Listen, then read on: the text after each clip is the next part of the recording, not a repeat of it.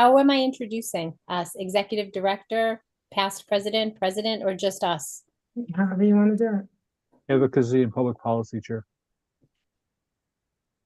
But the presentation would be good.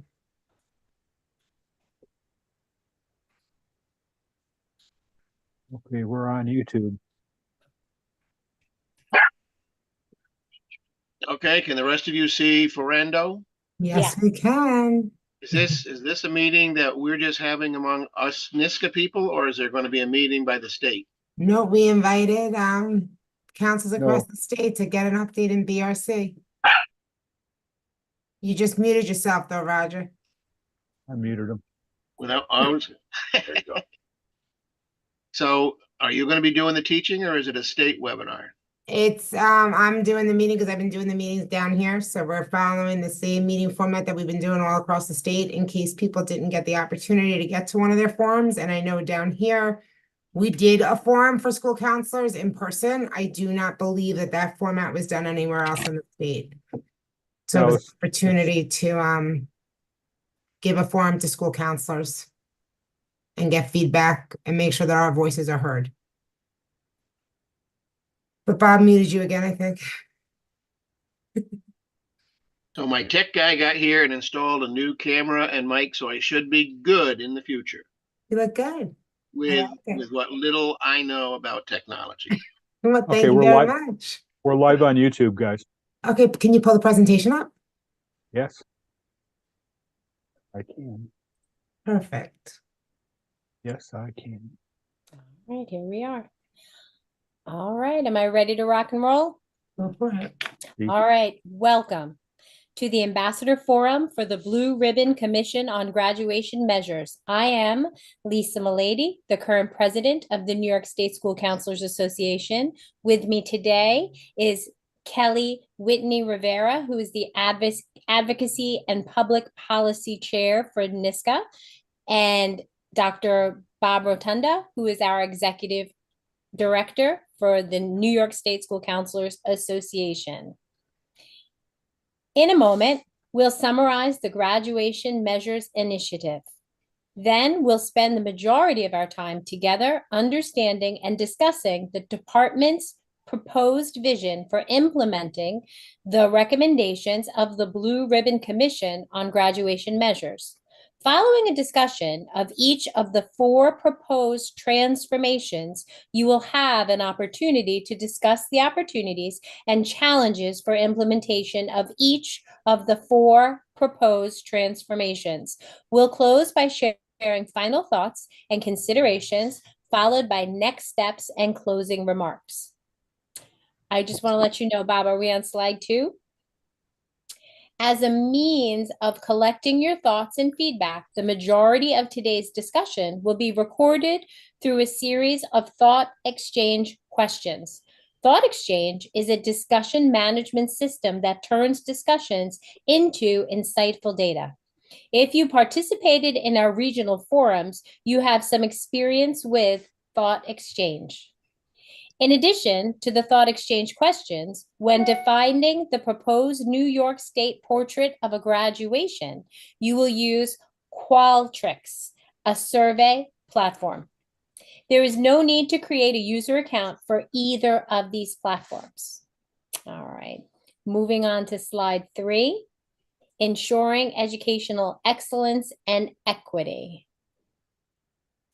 Before we summarize the Graduation Measures Initiative, we'll begin with this video, Ensuring Educational Excellence and Equity, which provides a window into the work of the Blue Ribbon Commission on graduate members.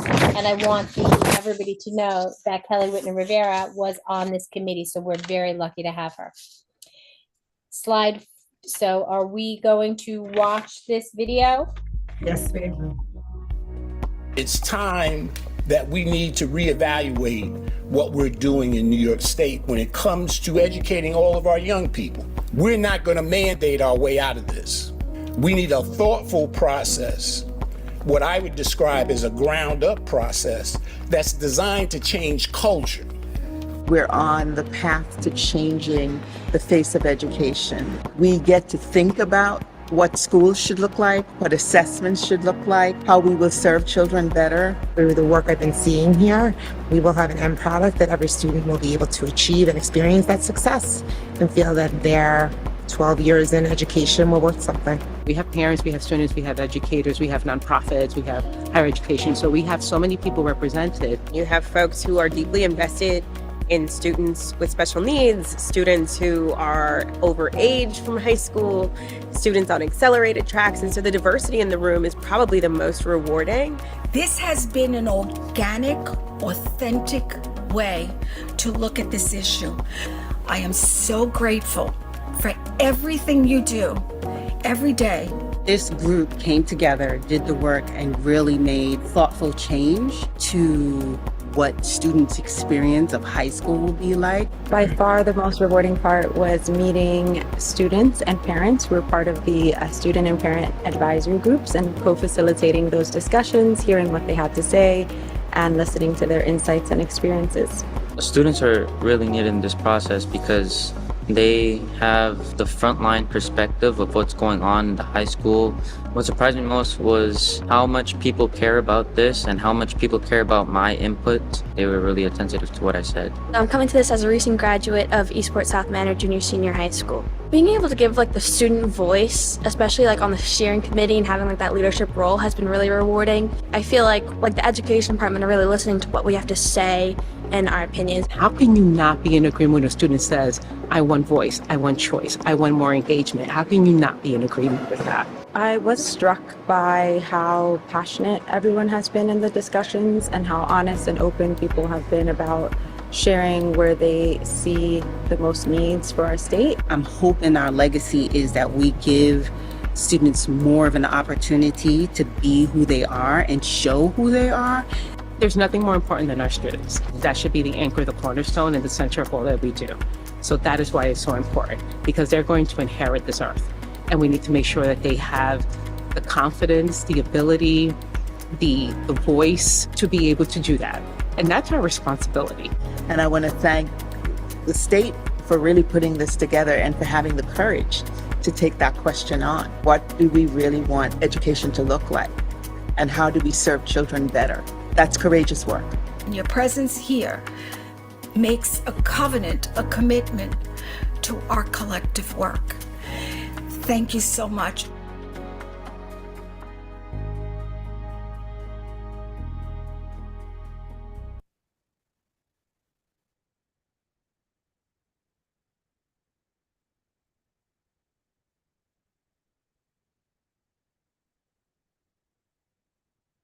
You're muted, Lisa, I think. Sorry. We're going to move on to the Graduation Measures Initiative timeline. In reflection of the Board of Regents and the New York State Education Department's shared commitment to diversity, equity, and inclusion, and with a foundation rooted strongly in the culturally responsive, sustaining education framework, the New York State Graduation Measures Initiative was developed to address two critical needs: to create equity in the New York State public education and to ensure New York students gain the knowledge and skills necessary to succeed in future endeavors.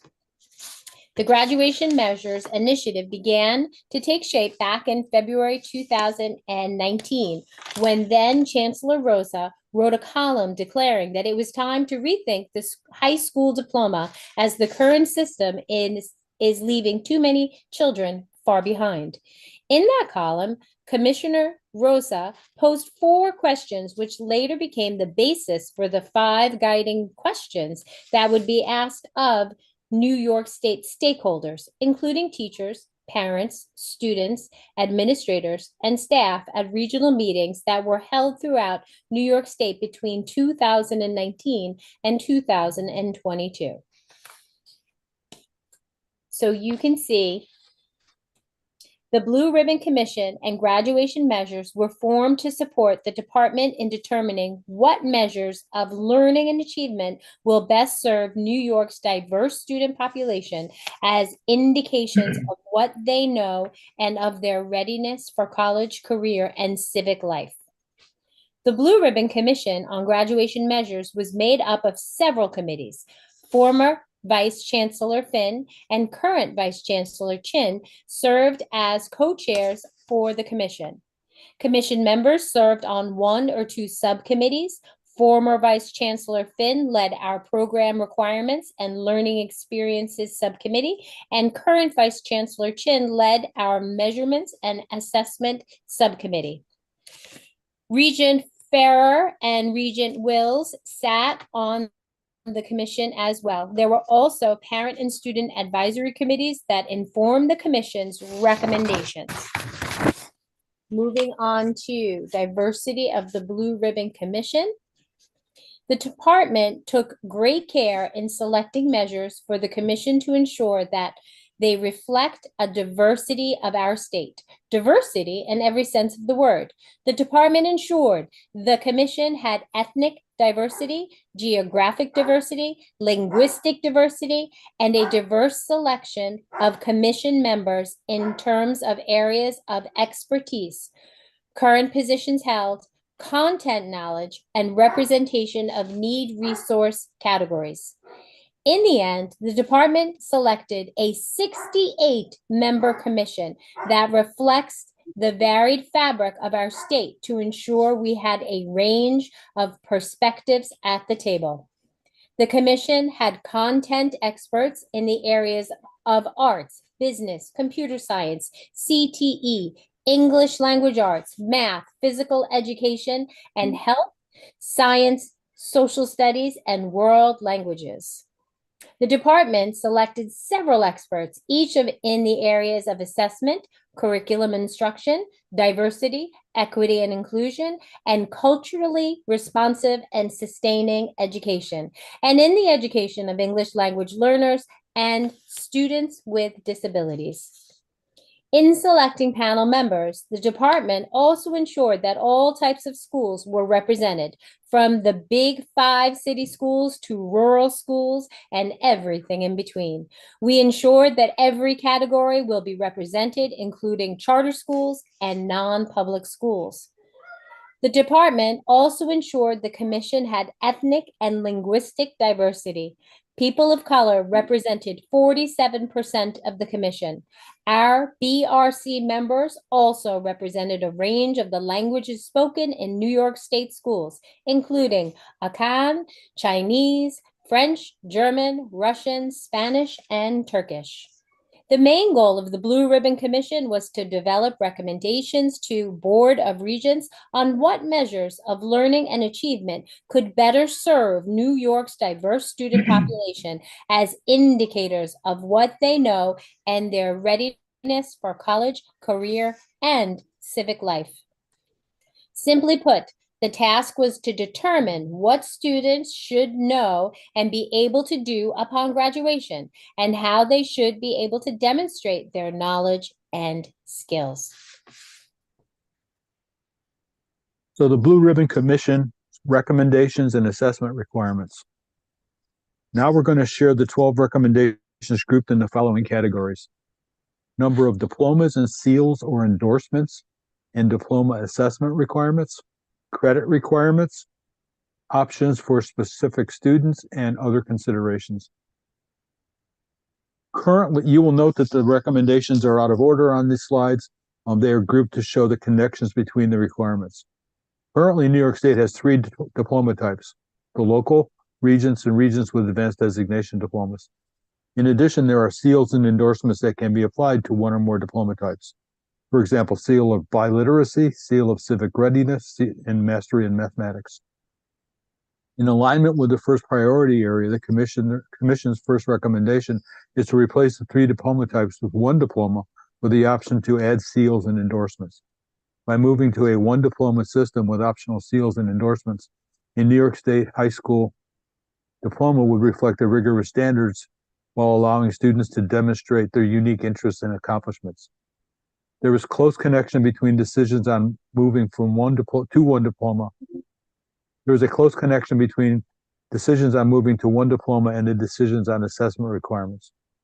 Recommendations 5 and 6 relate to diploma assessment requirements and future graduation measures. Currently, diploma assessment requirements include Regents exams And I said approve Regents exam alternatives and pathway options. At present, New York State is one of less than 10 states that require students to pass an exit exam to graduate high school. The commission recommends the state reduce and or modify diploma assessment requirements to allow more assessment options. Commission members recommend the options students use to fulfill diploma requirements are align with a culturally responsive, sustaining education framework, allow students to demonstrate competence in multiple ways, assess the attributes included in the portrait of a graduate, be available to all students, include writing, including writing skills for real-world scenarios as an integral part, measure higher order thinking skills, meet the needs of all learners, including English language learners, students with disabilities, and other underserved populations, and provide student choice in the options used to satisfy these requirements, including performance-based assessments, capstone projects, and experiential learning. The commission was committed to ensuring that rigor is maintained and recognize that a traditional standardized test is only one way to demonstrate achievement of learning standards. While the commission recognized the value of Regents exams as a valid, reliable, and efficient assessment for determining student proficiency, by providing assessment flexibility, students could demonstrate content knowledge in a way that best suits their individual strengths and talents. The commission also recommends the state develop rubrics for any performance-based assessments allowed as an option to satisfy the diploma assessment requirements. To inform this work, the commission also recommends convening P20 teachers to develop such rubrics and create a curated collection of exemplars. The next three recommendations relate to credit and program requirements. The fourth recommendation relates to a reorganization of credit requirements. The commission recommends that the department move to a model that organizes credit requirements into larger categories. For example, math and science coursework could be included in the STEM credit requirements. In addition to this reorganization, members also recommend that the model allow for a competency-based or proficiency-based model to award credit, allow districts to offer unique options for teachers to earn, for students to earn course credits. These options must reflect students' identities and experiences, increase the number of elective courses that may be used to fulfill the credit requirements, and provide choice in the options used to satisfy the diploma credit requirements.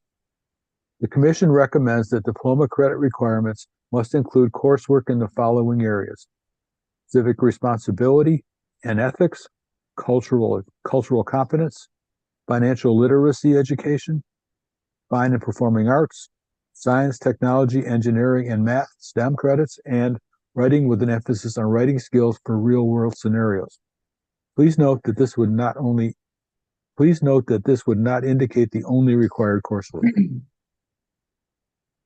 Access to career and technical education was a topic often addressed by stakeholders and commission members. The third recommendation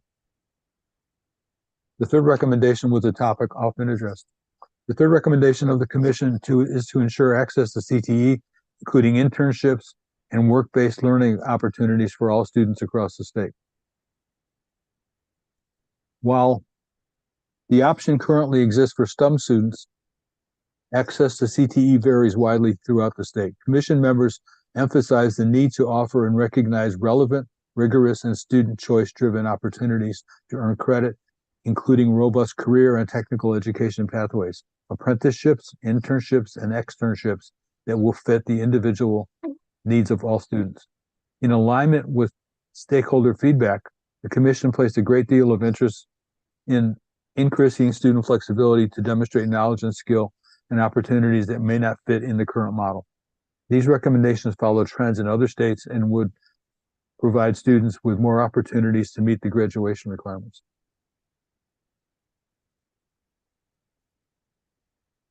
The next three recommendations relate to options for specific subgroups of students on future graduation measures. The commission recommends the department create more specific, tailored graduation requirements to address the unique circumstances of certain students, such as non-compulsory age students, newcomer students, and refugee students. The Commission also recommends the department provide exemptions from diploma assessment requirements for students with significant cognitive disabilities and major life events or extenuating circumstances such as medical conditions, the death of a family member, or trauma prior to sitting for a required exam. The Commission also recommends the department pursue regulatory changes to allow the discretion to confer high school degrees posthumously. In May, the Board of Regents approved a regulatory amendment to address this recommendation. Effective Tuesday, May 7th, this amendment allows school districts, registered non-public schools, and charter schools at the request of the student's parent or person in parental relation, the ability to confer a high school diploma on a deceased student if the student was enrolled in school or district at the time of his death. As leaders in education, the Commission strongly believes in being mindful of individual student circumstance and needs. These three recommendations would ensure that there are supports in place to address circumstances beyond the control of students. In addition to these recommendations, Commission members strongly advise replacing deficit language such as safety nets with language such as opportunities and access. Commission members advise for representatives of special populations to be deeply involved in conversations related to changes in future graduation measures. The department believes the Commission's recommendations to provide options for specific subgroups of students will be satisfied through the regulatory amendment for posthumous diplomas, as well as flexibility provided in the proposed vision. Some of the initial recommendations received were not directly related to the future graduation measures, but would have a potential impact on future diploma requirements. The final three recommendations include revisions to learning standards and teacher education. Currently, New York State teacher preparation programs include coursework on human development, which covers a variety of topics such as the impact of culture, heritage, socioeconomic level, and factors in the home, school, and community on students' readiness to learn. The Commission recommends the Board of Regents require all New York State teacher prep programs to provide instruction in culturally responsive, sustaining education, CR-SE practices and pedagogy. By requiring programs to include instruction explicitly on CR-SE practices as outlined in the recommendation, teacher candidates would gain the knowledge and skills to work with all students from diverse backgrounds in their future classrooms. Currently, school districts are required to submit yearly professional development plans for teachers to NYSED. The Commission also recommends the Board of Regents require that professional development plans include culturally responsive sustaining education practices and pedagogy.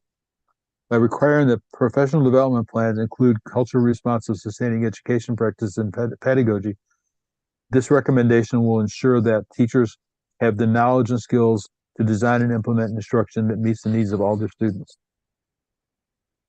The department plans to engage cross-office work groups to address recommendations related to teacher education and culturally responsive sustaining education practices and pedagogy.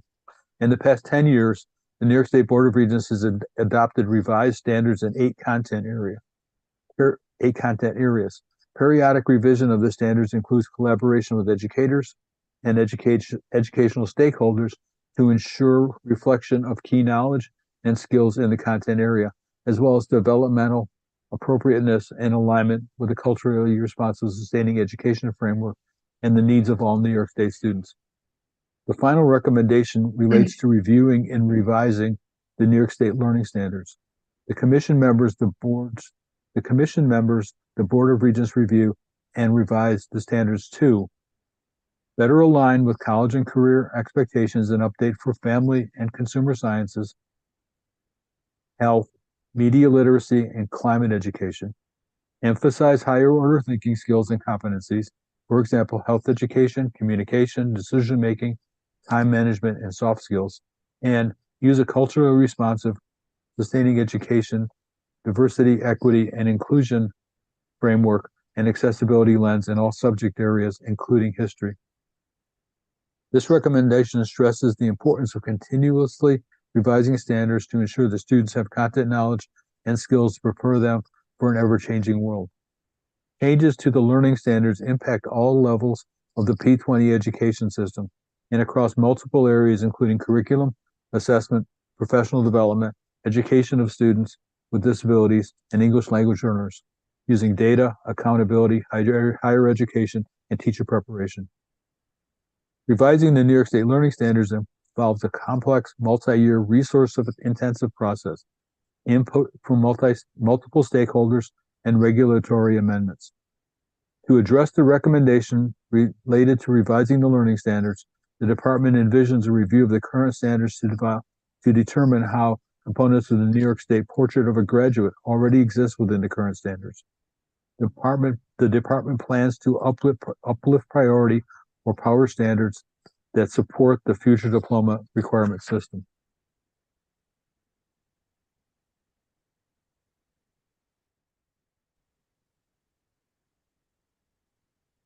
Since the November 2023 presentation to the Board of Regents, the department's internal work group worked diligently to unpack the recommendations of the Blue Ribbon Commission and plan for implementation of future diploma requirements.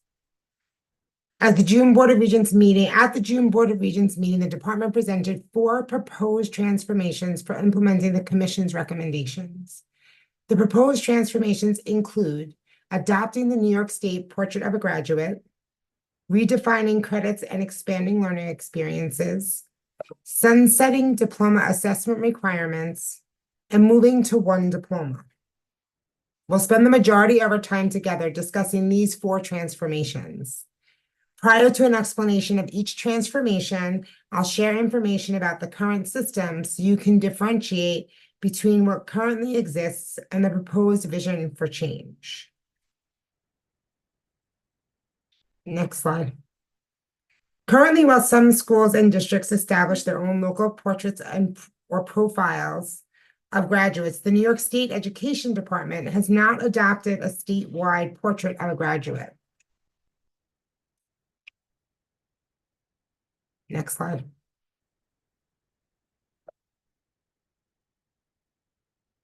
In the first transformation, the state will adopt the New York State Portrait of a Graduate as the framework for future diploma requirements. To earn a New York State high school diploma, all students must demonstrate proficiency in not only the high school learning standards, but also each component of the New York State Portrait of a Graduate. Next slide.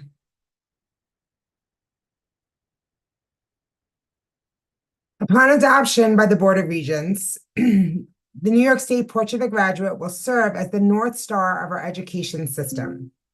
The Commission recognized that New York State graduates must be critical thinkers, innovative problem solvers, literate across all content areas, effective communicators, and global citizens who are socially, emotionally, and culturally competent. These also represent the skills most often identified by parents, students, institutions of higher education, and businesses as the essential skills for future success. Knowing the Portrait of a Graduate will be the framework for future diploma requirements, the department plans to refine the attributes of the New York State Portrait of a Graduate to ensure they are comprehensive and inclusive of the BRC's intent. Next slide. This visual summarizes the logic behind the composite model for future diploma requirements. If success in P12 education is defined by the high school diploma, that diploma must be based on the essential skills, knowledge, mindsets, and attributes needed for success in 21st century life. College, careers, service, and citizenry. The New York State Portrait of a Graduate. Students will demonstrate proficiency in skills, knowledge, mindsets, and attributes through evidence in multiple ways. You can go to the next slide, Bob. As leaders in education with knowledge of our state's diverse students, the department seeks your assistance in defining the components of the proposed New York State Portrait of a Graduate. So this QR code that's here, if you click on it, you're going to see a bunch of sentence starters, and the sentence starters are: a critical thinker is. And what the state is asking you to do is to come up with the things that you think define each of these attributes. Well, the BRC sat and kind of said, what are things that we want our students to be able to do based on the feedback that we got from stakeholder meetings, meetings with college and university, meetings with the labor department.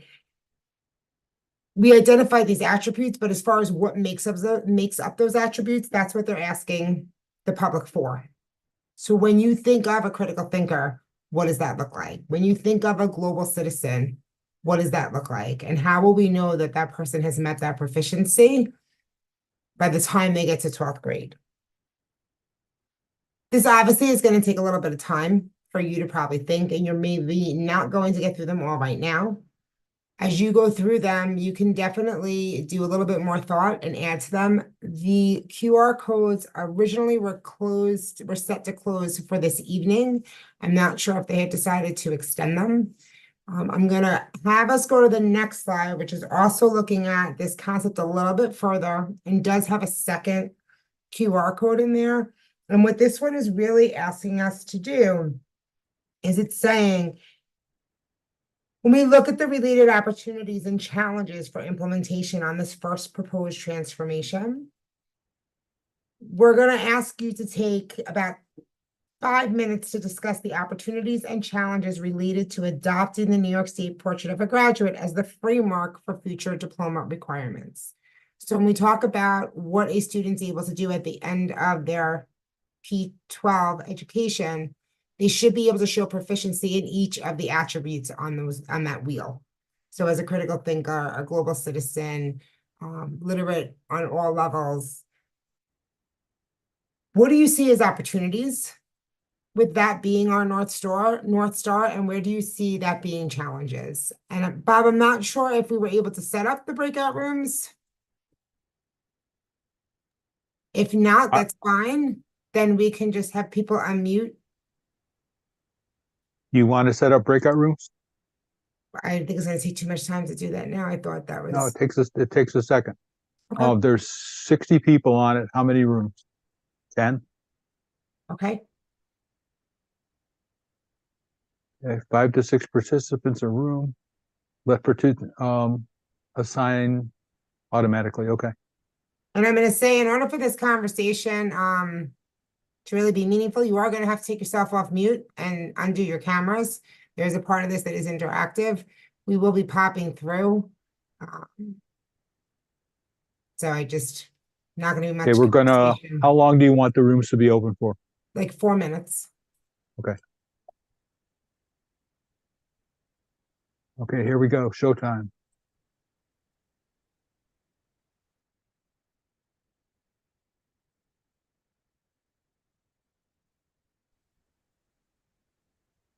Will we be able to see the slides once in the room?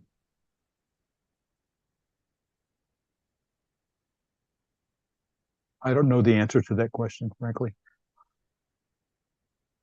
Oh, okay. I'm just thinking because yeah, I took a picture myself, but maybe if we don't have it in the groups, I think it allows you to indicate that when you in the group settings. Maybe I don't remember.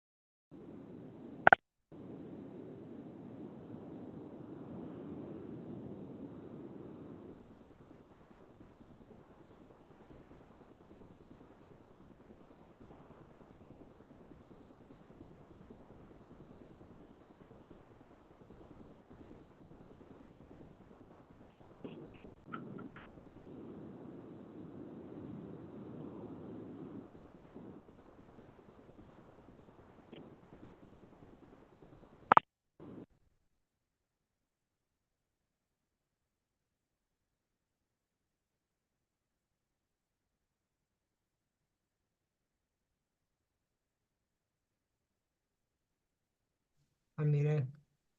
Ray, I see that your hand is up. Was it up from before, or did you have something you wanted to share? No, it's up from after the breakout room. Thank you, Kelly. Okay. The thing is, we really, in our breakout room, we didn't get to discuss too much because we didn't have that slide that had the talking point. Okay, that makes sense. All right. So and when we're talking about this concept of portrait of a graduate, they're really saying if we're using this as our North Star to kind of say these are areas that students need to show proficiency between their P12 education. These are skills that we want our students walking out being able to do. Because what we found during this process is that our students are not able to do some of these basic things that we think our students are able to do when they're leaving our hallways. And they're coming up short in a lot of areas. And there's probably millions of reasons for that. When we're talking about what we measure a diploma by right now, you have your 22 credits and your 5 exams. And is that really an accurate way to measure, especially when we're talking about students who have to take tests and pass tests or fail tests multiple times before we're able to give them another pathway? So that portrait of a graduate is saying if we start viewing people and saying they're competent in these areas, and these areas would be embedded into content areas, and there would be a uniform way that the state would be doing that, because I know there's a lot of variables floating in the air there. Is that a better system? Is what are the challenges to do that, and what are the opportunities to do that? Roger, you have your hand up, but I think you're muted.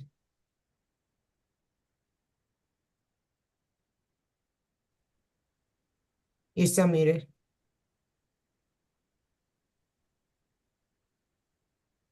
No, I hit the wrong button. I didn't have anything except since I've been away from the BRC input for a while.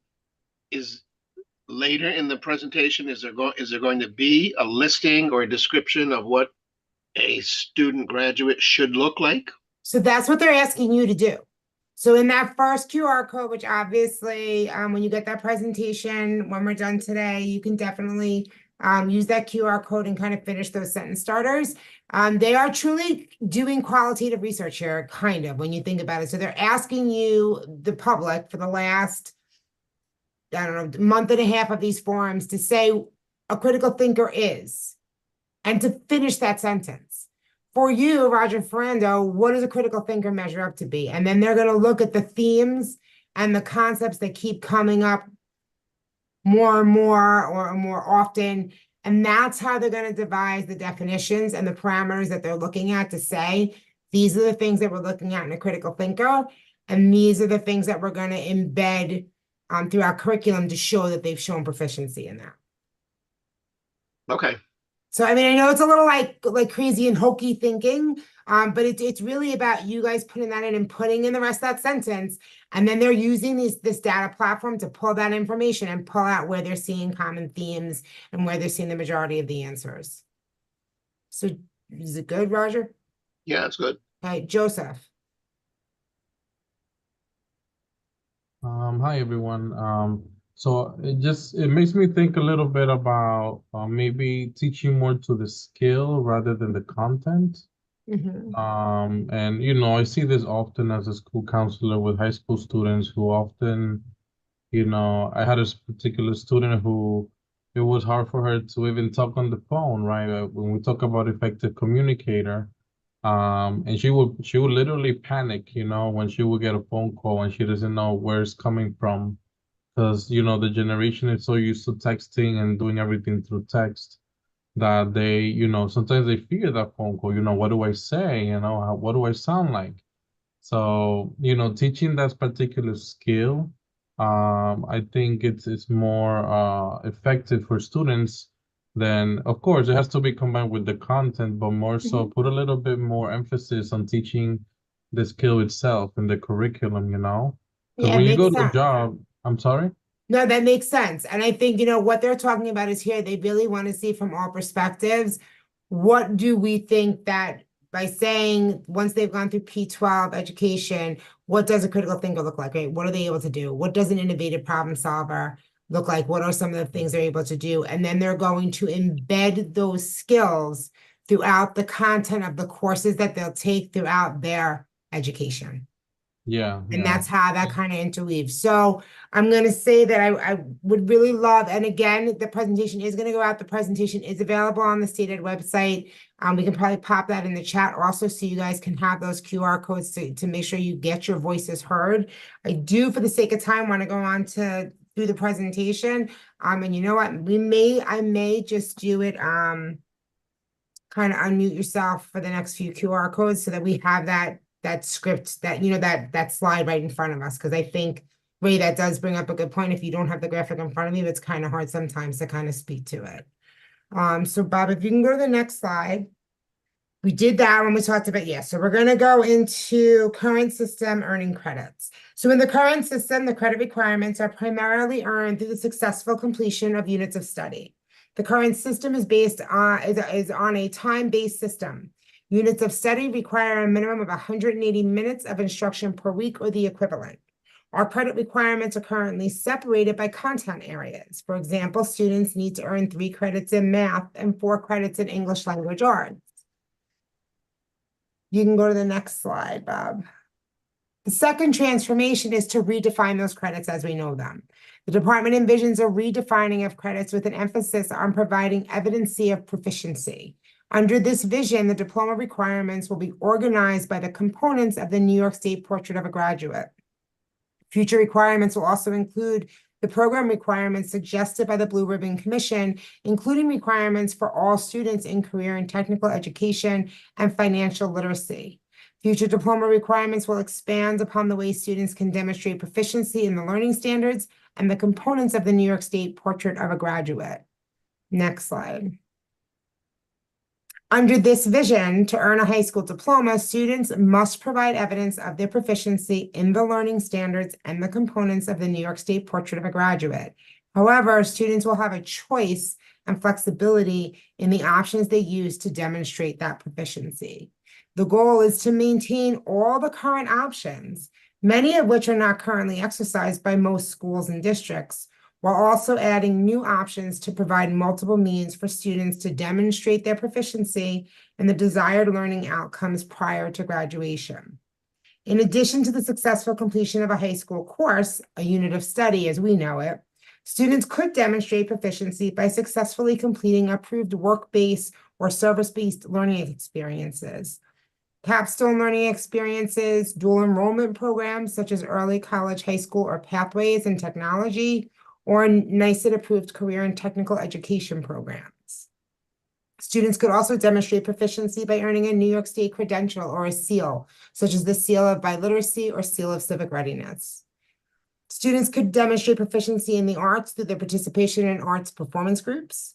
Additionally, students could demonstrate proficiency by passing an approved assessment. Such assessments could include the state-administered high school exams, regions that we know of, right? And other alternatives such as AP and IB exams, as well as assessments currently approved as +1 pathways. As recommended by the Blue Ribbon Commission, the department also plans to allow locally developed performance-based assessments to be utilized by students as evidence of proficiency.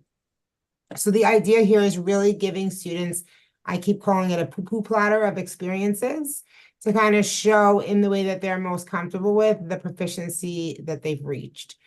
Many times we have students taking AP classes. They have to take the AP exam plus the regional exam. Why do they have to do both? Why isn't one exam enough to kind of show their proficiency?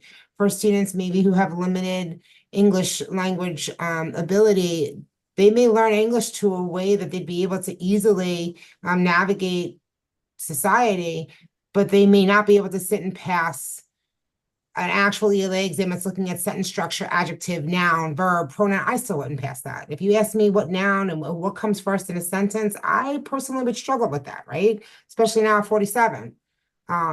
So giving an opportunity maybe through an internship where they're working in an industry and they're showing their skills, or maybe doing a capstone learning experience where they're doing a project in the community that shows they have communication skills and they're adding something positive. So it's really looking at a variety of ways that students are able to show that they are proficient.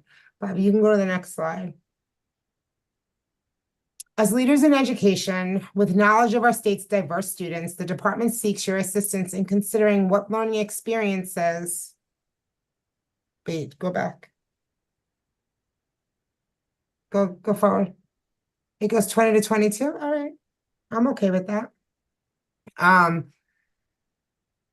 Consider what learning experience are most beneficial for our students. So when you look at this QR code is kind of saying when we talk about courses and assessments, what other learning experiences could students use to demonstrate proficiency in the learning standards and components of the New York State Portrait of a Graduate? So if you want Bob to go back to the previous slide so that the group can kind of see some of those examples, right, where we talk about alternate learning experiences in different ways that people could show their proficiency. When you are thinking about the things that you guys do right now, because I know a lot of you are really creative within the confines that we have, the system that we're in right now, and there are a variety of ways that we can get kids to that end mark, right, to get that diploma. What are some other ways that you think would be beneficial to show how students are, meeting proficiency? Feel free to unmute yourself.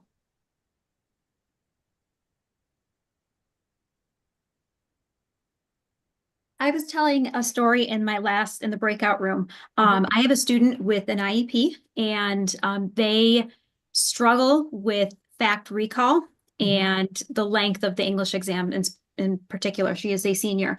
However, she is in our CTE program for dental assisting and she is doing an amazing job. And in terms of being career ready, she will be as a result of that opportunity that she's having. Is she going to be able to pass these last two Regents exams? I don't know. Yeah, so that's a perfect example, and thank you, Ashley, for sharing. That's a perfect example of a student who is career ready that will be able to go out and will take the skills that they've learned and the knowledge that they've learned throughout their P12 education and be able to add positively, but will they be able to sit and pass a Regent exam? Probably not, but that doesn't mean that they didn't learn what they were supposed to learn, and it doesn't mean that they're not college and or career ready to kind of go out and add positively to our community. Anybody else? Doesn't some of this actually have the potential to create more disparity? So if certain districts have resources to offer more options to meet the requirements, others may not have it. Like I'm thinking a lot of these might require, like a job coach or somebody, that would need to be employed. I feel like there's the potential to actually have more disparity in opportunities here. So I think, Jennifer, for that's definitely looking at a challenge, right? Because when we're talking about that, my district, I know that we recently hired a work-based learning coordinator because that was something we saw kind of in our 5-year plan. We wanted to increase the CTE opportunities that we had and the number of students that could use that as a pathway because we saw more and more students doing that. So we made a very conscious effort in our budget to kind of make sure we had the budget to staff that. But you're 100% right. Not every district will be able to do that. Some districts will be able to partner with BOCES and be able to use BOCES state-approved programs that will have that work-based learning coordinator built into that program that'll be able to do those opportunities. Some of our more rural schools may not have that. Some of our city schools don't have the benefit of a BOCES. So when the state's saying, okay, we want to do this, and one of the big things of the BRC commission was all of our students and making sure all of those experiences were equitable. And the challenge to the state was figure out a way that we can do this so that all are able to access it equitably. And that definitely is a challenge, something they need to think about and look at. And I think each region across the state of New York is going to have very specific things on why that is a challenge. And some of those may be the same and some might be different. Right. So that's the challenge piece. That's the part where we need to put in and say, I could see it being an issue because if I don't have the funds to hire a work-based learning coordinator, and maybe I don't have the BOCES, enough seats at BOCES to give all my students an equitable choice to be in those programs, right? How are they going to be able to get where they have to get? So the state has to look at building infrastructure into LEAs to really be able to support the model they're going to put forward. So thank you for pointing that out. I think you're 100% right. And as far as the approved assessments, they're talking about approved assessments that already exist. So those +1 pathways, if we're talking traditional tests, if you're talking AP or IB. And then they are looking at creating for the project-based programs, kind of a state rubric for that to kind of have more uniformity across the state.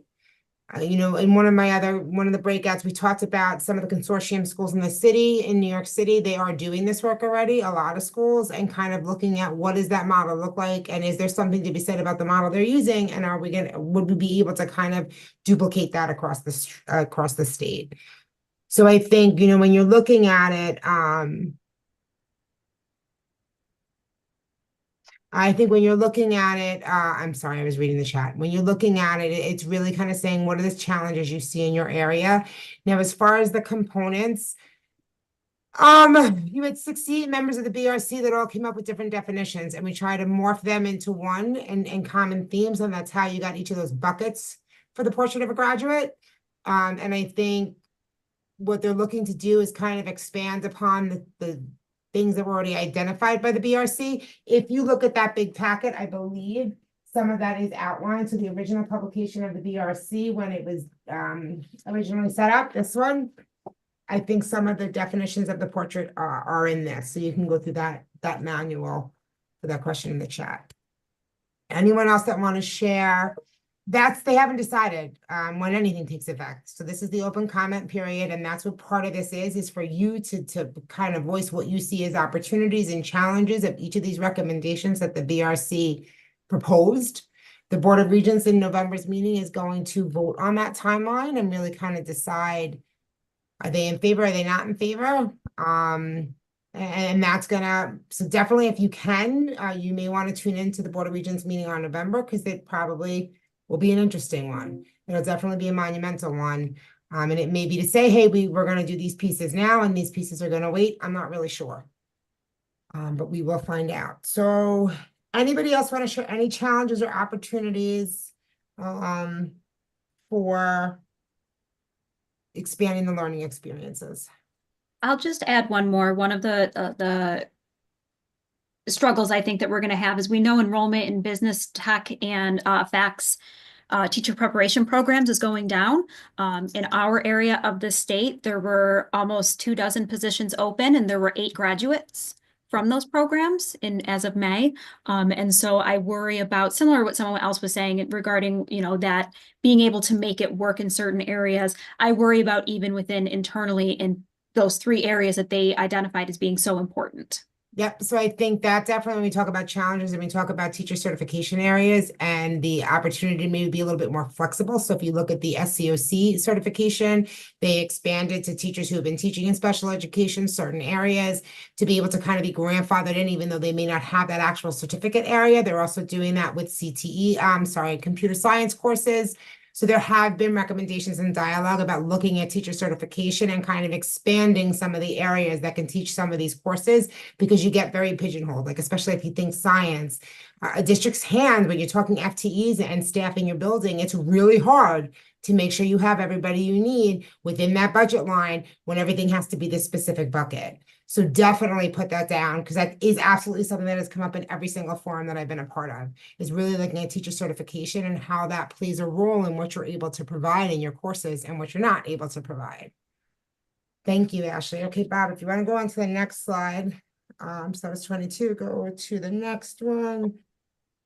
Because 22 is redefining. Okay, so this one, when we're talking about redefining, that's the second proposed transformation. And this one is, what do you see as opportunities and challenges when we're talking about redefining credit and expanding learning opportunities? So when we're talking about, what we kind of know as 4 years of ELA, 4 years of social studies, 3 years of math, 3 years of science, how do we begin to redefine that to align to these attributes of a graduate, and then align them also with these shared experiences?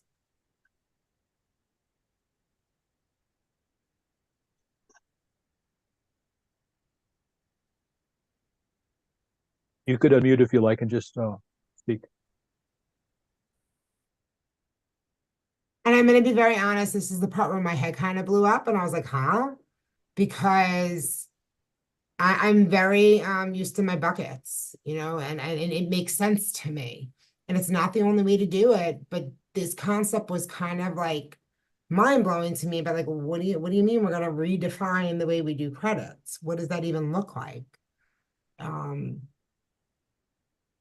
I think part of coming up with the description of the credit is going to be so difficult because if you think of the four corners of the state, students have much more flexibility and opportunity in New York, Syracuse, Rochester, Buffalo than they do in the 10 small towns in Washington County. Just so they're just so much different.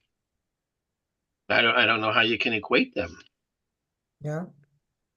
And I think state ed realizes the kind of the disparities, and I think they realize that because they're not really in those areas, they're not even sure, which is why they're saying, hey, if you are, what are challenges you see in being able to kind of change the way we do things as we know them? You know, what's great about it, and what is going to be like, there's like that big rock you just can't move. Kelly, Joseph has his hand up. Joseph, Go ahead, Joseph. Oh, thank you. Is it more redefining how students can obtain the credit, or It's redefining? redefining credits and expanding learning opportunities. So, and I say this to say, like, if I have a kid who is gonna do architect with BOCES, because we do send a lot of our students in my district out to BOCES programs, and I know that that student needs a certain number of credits. I'm able to take that BOCES course, that 2 years course, and I can get 4 credits each year. Some of them are, you know, basic set math, science, right? But then some of them are kind of, well, if you need to use this elective, it'll count in this area. If you need to use this elective, it'll count in that area.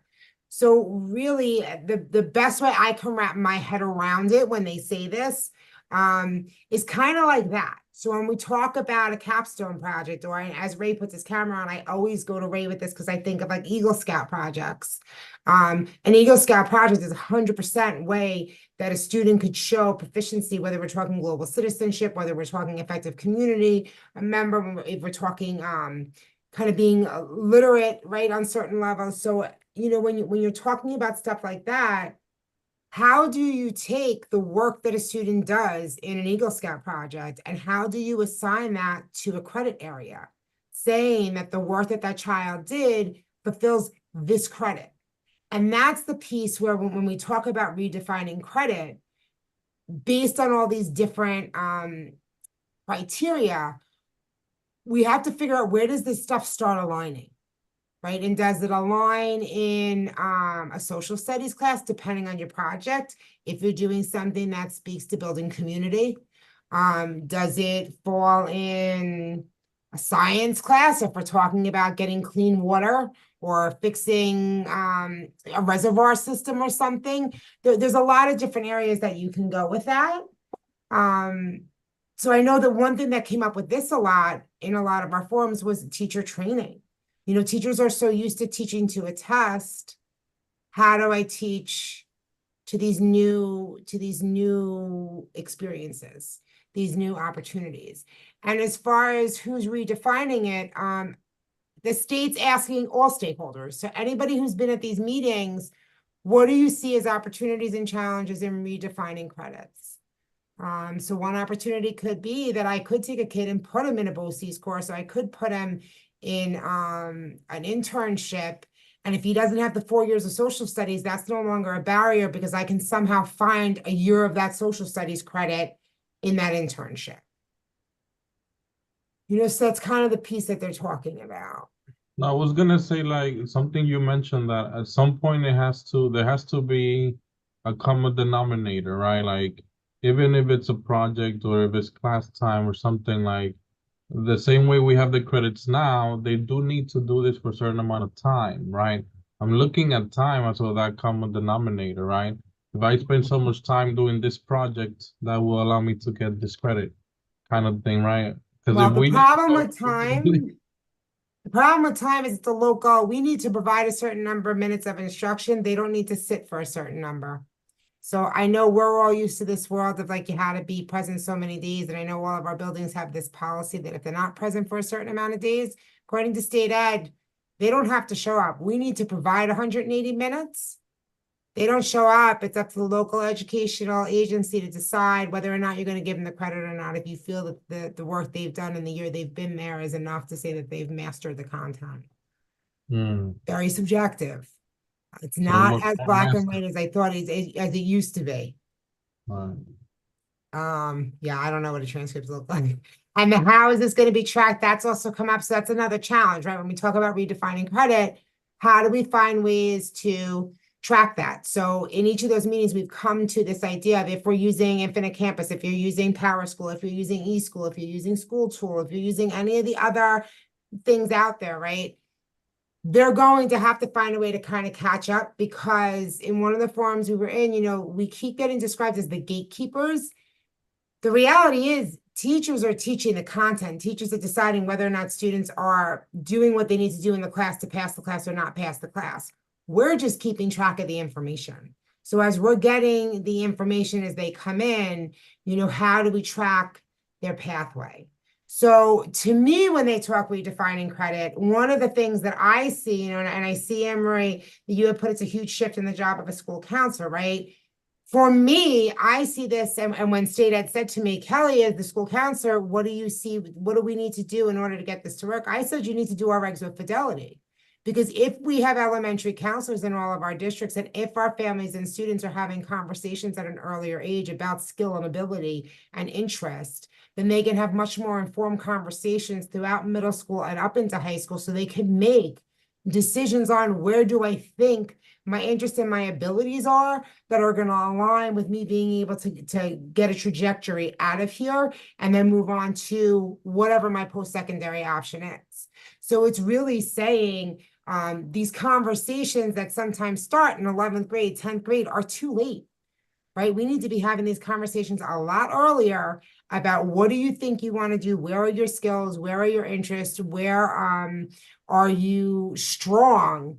And when we're looking at courses that we're going to take you, because I might want to be a doctor, but if I'm not really good at science, I'm probably not going to do great taking all science courses in order to pass all those classes.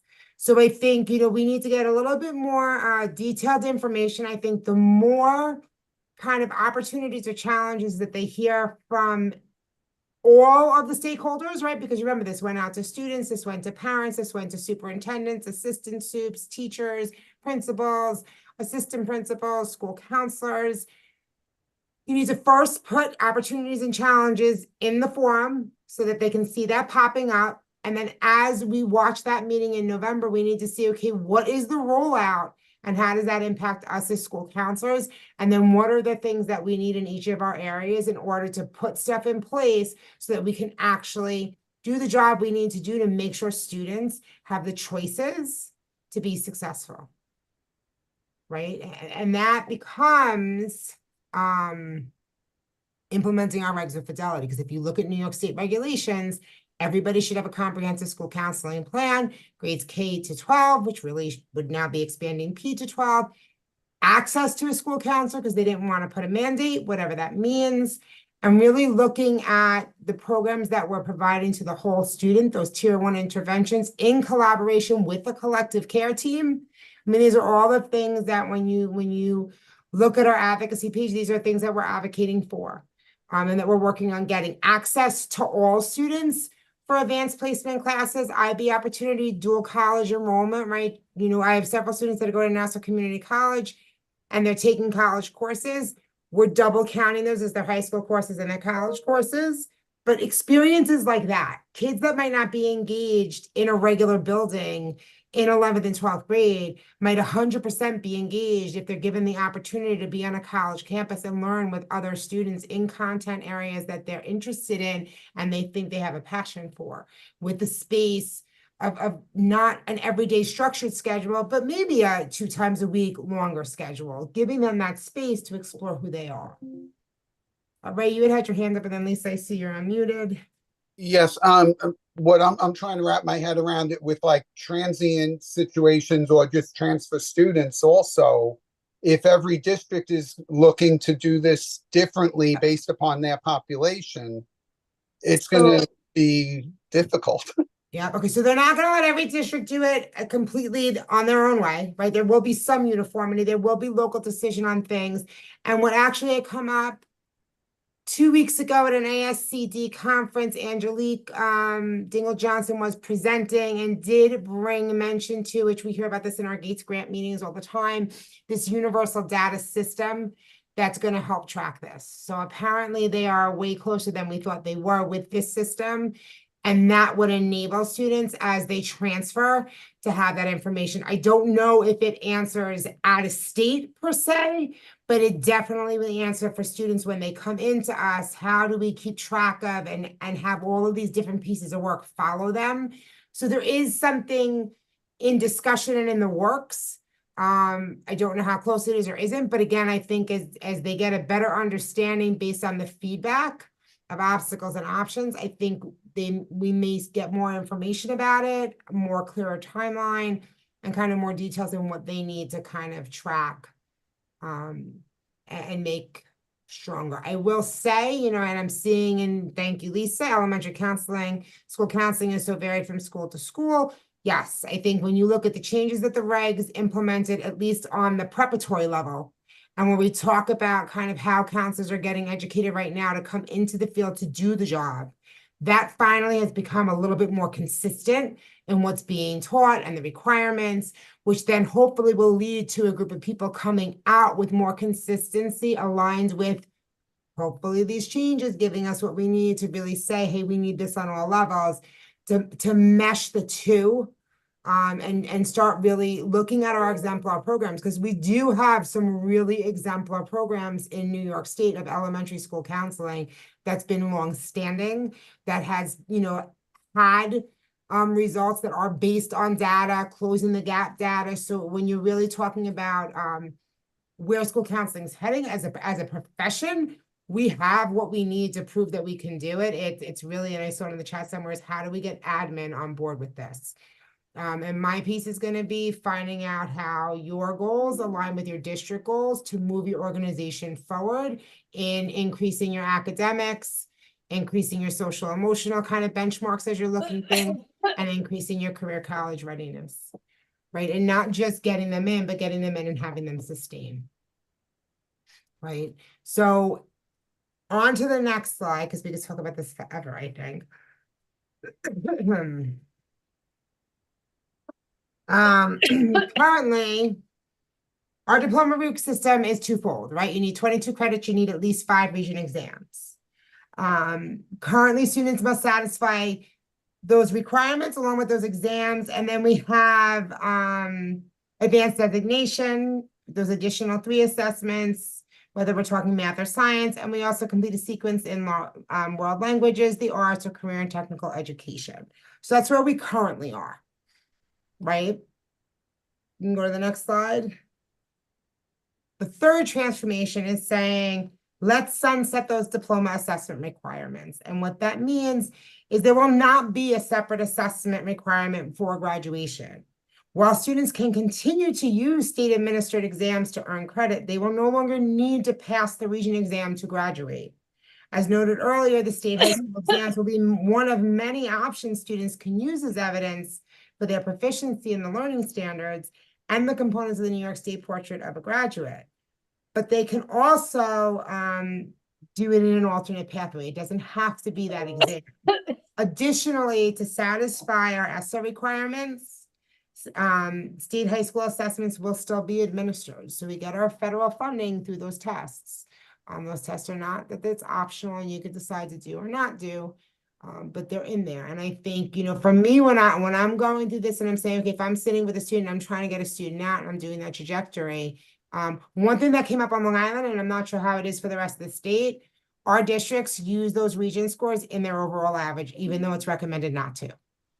So there are districts that vary from 20% to 12% of the region exam score, counting that much weight in an overall student's final average.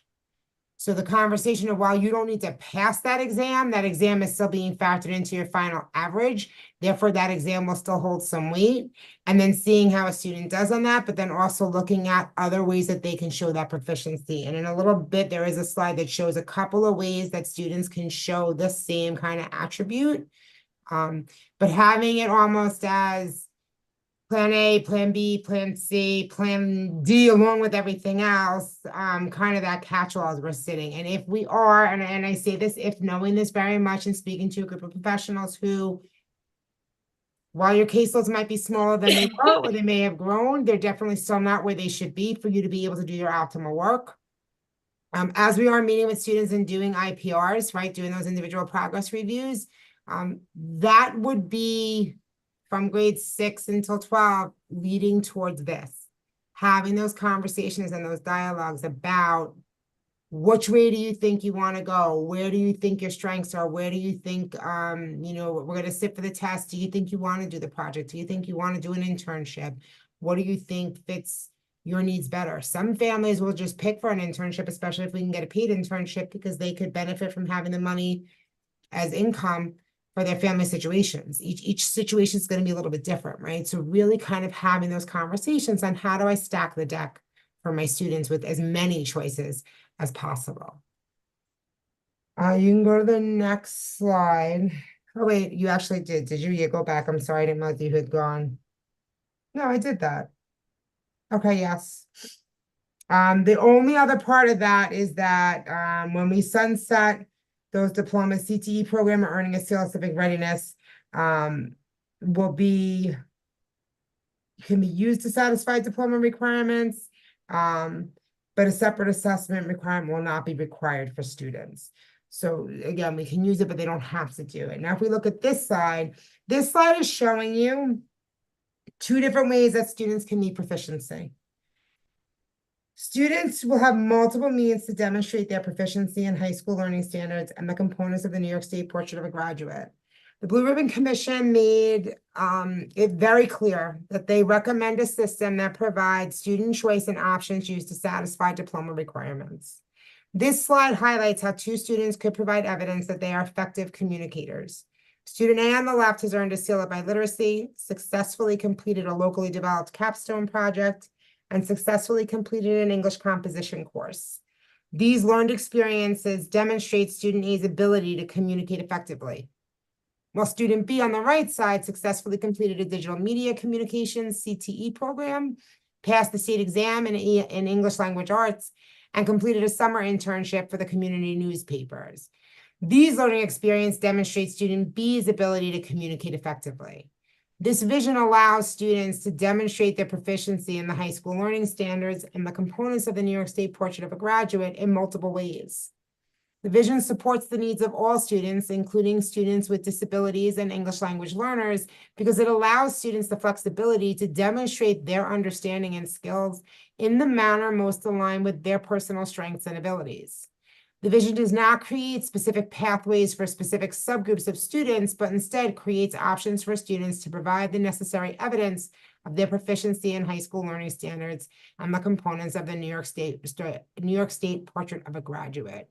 One of the things that constantly came up in our BRC conversation is the language of safety net, or the number of times students have to actually fail a test before they're able to get a low pass option, or the number of times that they need to fail a test before we can look at a different pathway for them. And they felt that it is very defeating. It doesn't leave a good taste in somebody's mouth that I have to fail multiple times before I can be given a pass. So one of the things in all BRC conversations was really about meeting the needs of all students in a way that allow all students to feel the worth of their contributions. And typically at this point, I share my story, right? And I share the fact that my husband is from El Salvador. He came here in his 20s. He did not go to school past 3rd grade. His English is probably better than mine on some days, because, some days we know how that goes, but he's got really good English.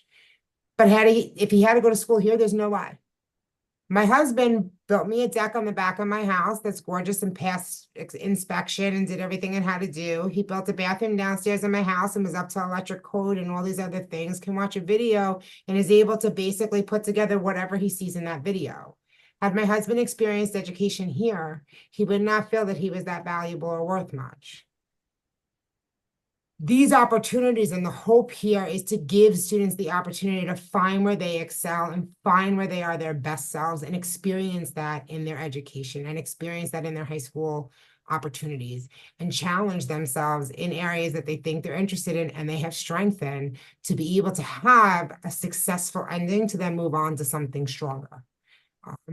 So that really, when we're talking about this slide, this is the heart of what every conversation and dialogue was in the BRC. And I think what's happening, there was a conversation about SEALs.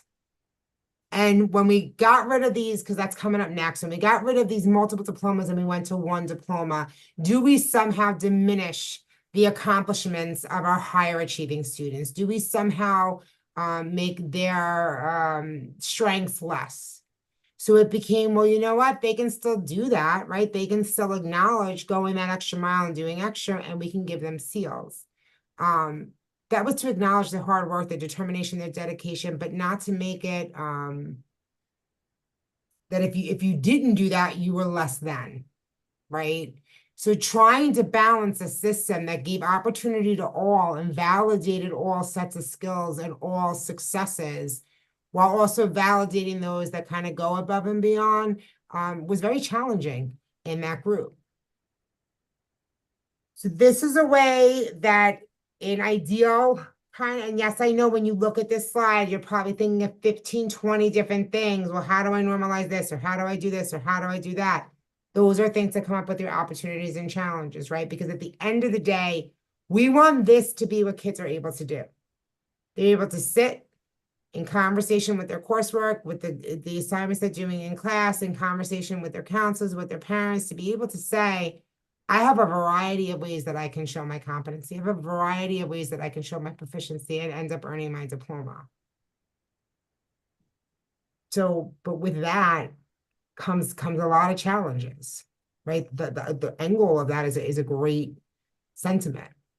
We hope all kids feel that way, but is it really achievable to get there? So that's that piece when we're looking at. If you look at the next slide, Bob, I think the next slide I'll go into that QR code. So when we talk about assessment requirements, what are opportunities and challenges related to sunsetting these assessments, right? So when we get rid of these assessments and we say, okay, you don't need them anymore for graduation, what's going to happen? And, people are saying, oh, we're going to dumb down education. People are saying no one's going to take tests. They're going to opt out. What do you see being opportunities and being challenges? Don't mind I don't know if you can hear my beeping clock. I don't know how to set it, and I only hear it when I'm here this late. I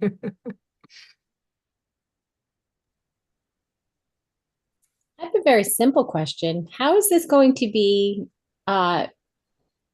for students as they are applying to colleges? Did they discuss whether this will help students, hinder students? So we are not the first state to do this. There are multiple states that already have this model. So what they're going to end up looking at is they're going to look at the final grade for that kid. They're going to look at their activities resume. They're going to look at the clubs that they're in. They're going to look at any employment. They're going to look at their letters of recommendation, their SAT, their ACT. They won't necessarily have region scores.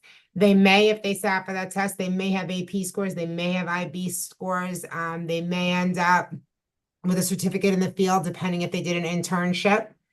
Right, but there are already other states. Connecticut, I think, is very close to it. We looked at Massachusetts, and there was a state out west, I don't remember what state it was that we looked at, that already is doing something very similar to this. So we're not reinventing the wheel. We're really only one of 10 states that still has an exam to graduate.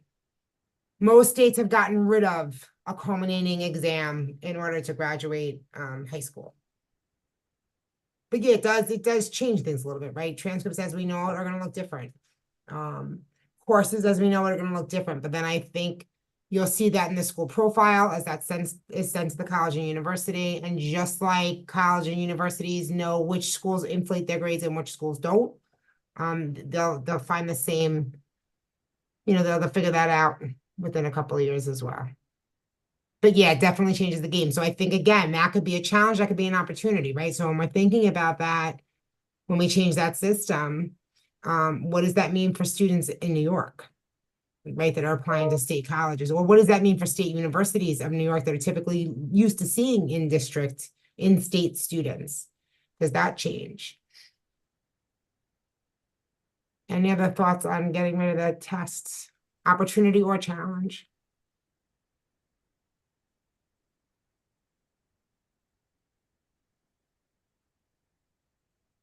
For post-secondary things, do you foresee pushback?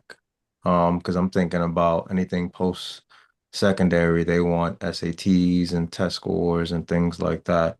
How do you foresee everyone managing that? Like, do you think they're gonna just teach to the SAT? Like, because there's been this struggle in education where everybody's teaching toward the regions, right? Mm-hmm. So what do you foresee? Like, do you I foresee mean, there? look, Michael, you know me, right? So I'm gonna say I foresee an opportunity where teachers are able to actually teach content. I foresee a place where students are able to actually embrace and get excited and engage and learn knowledge so well that they're able to transfer that knowledge to different areas, right? Because when we're talking big idea, when we're talking backward design, when we're talking true instruction, you're able to learn a concept and then transfer that concept from subject area to subject area and go big with that, right? So I hope this idea of teaching to a test disappears and teachers are actually able to get creative and excited and fun. And I've had, when we did this BRC, we had people from different schools and students from different schools come and speak at each of our meetings. And they talked about, some of the students who did CTE things, they talked about the experiences they were able to have and how and a lot of them were New York City schools, right? Because we look at kind of how the city builds in their CTE within their schools, which are phenomenal, right? Like the Aviation High School, oh my God. New York City Harbor School, oh my God. Like they're learning deep water diving, welding. I mean, the stuff that they're doing is phenomenal, right?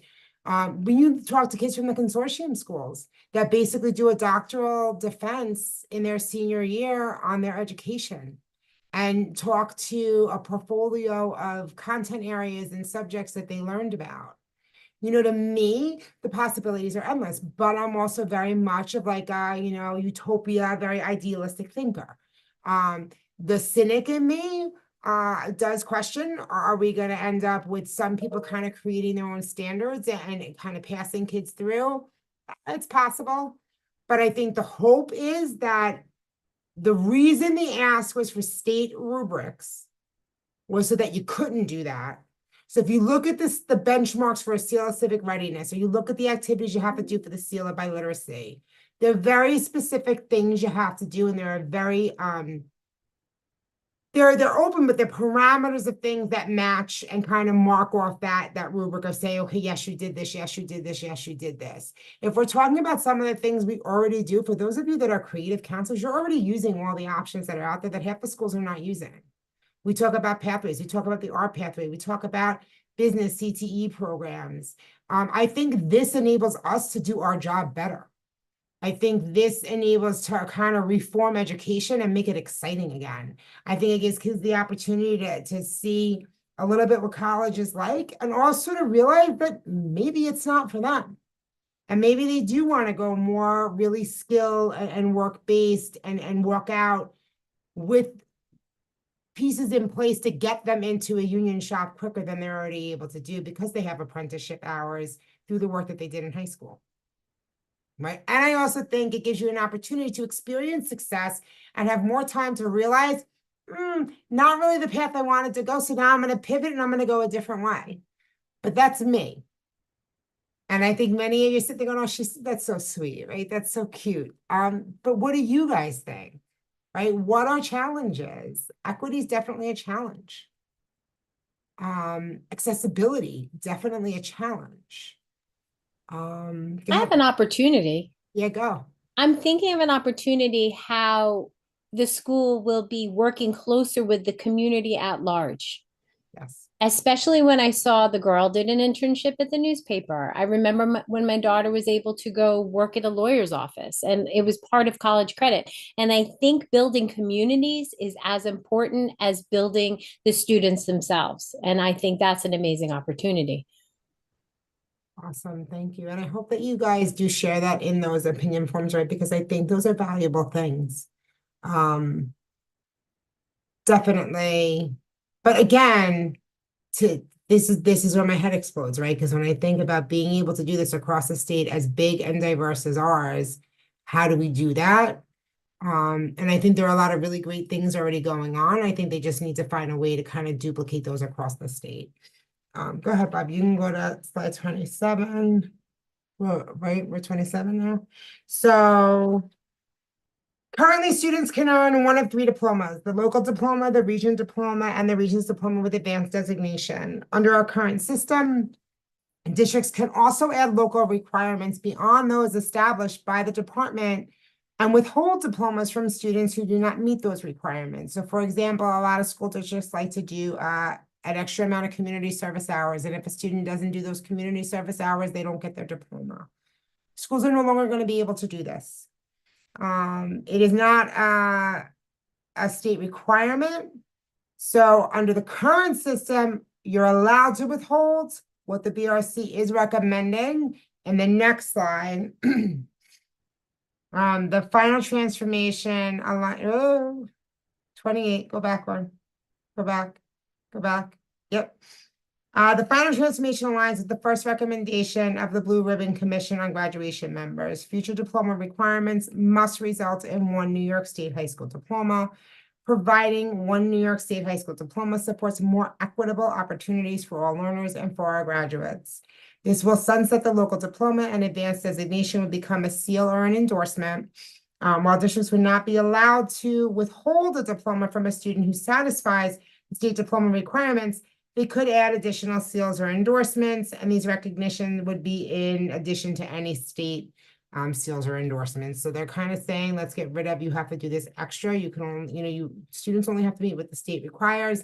And if you do want to do extra, you can add to kind of the seals. Jennifer, I see you have your hands up. Go ahead. Yeah, our school currently, we don't do volunteer hours, but we require students to, as part of their participation in government class, observe government in action 4 times over the course of a semester. So attending a board meeting or a court, they can observe court or whatever, so that right now can you have requirements like that built into a class as a requirement to pass the class? Is that different than making it a graduation requirement? What I'm going to say is one of the things that kept coming up really, and where you see when Bob had gone over kind of the recommendations, that last slide talked about other recommendations that came from the BRC that really wasn't within the scope of this work, right? And looking at changing learning standards, looking at teacher preparation. I forget what the third one was. I think it was the posthumously and kind of special accommodation circumstances for student trauma, because really right now that none of that exists. That piece, the way it's written, to me sounds like curriculum. I am by no way an expert. So I would say definitely, as this kind of comes down the line, if there's concern about it, you can reach out to Melissa Montague from New York State Ed, who's phenomenal. To me, that sounds like a curriculum piece, and local educational agencies have the right to look at their curriculum the way they want to, and they're able to kind of put their own pieces into their courses. New York State Ed is in charge of standards. So if they can show how that piece of curriculum ties to learning a standard, I think they would be fine. If for some reason there was like an equity issue or a concern about not having access or something like that, maybe. But again, I think that would tie to curriculum, but it could be wrong. So I'd say let's wait and see what comes down the pike. What they're really talking about are separate things that come outside. But again, you know what? The 20 hours of community service, a lot of districts have that embedded in, it's a requirement of the class. And if they don't meet that requirement, they can't graduate. I think that's kind of what they're talking about getting rid of. Because for some students, it's not so easy to go do 20 hours of community service. There are other, factors in if you have siblings that you're taking care of, or I'm sure many of you can think of many different experiences that you've seen. So my answer is I'm not sure. It was a very babbly one, and I apologize for that. But I'd say let's see what November brings us, and then I would reach out to Melissa Montague about that one, because it might be curriculum, or it might be one you can get rid of. Thank you. You're welcome.